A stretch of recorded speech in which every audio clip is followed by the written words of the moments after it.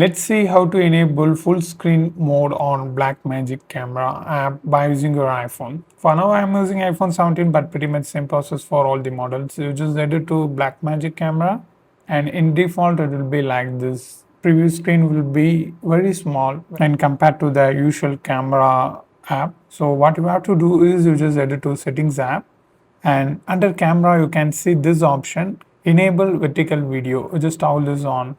Now come back to camera, you can see the vertical videos in full format. If you do like this, the options will be disabled.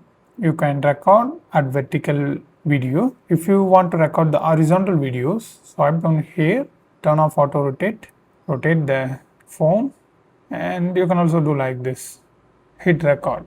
Now it's a horizontal video, it's done. I show you the result.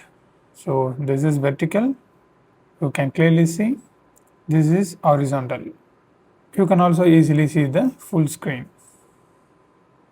So this is how you need to do, and if you want to know more videos about Blackmagic Camera, you need to watch this playlist.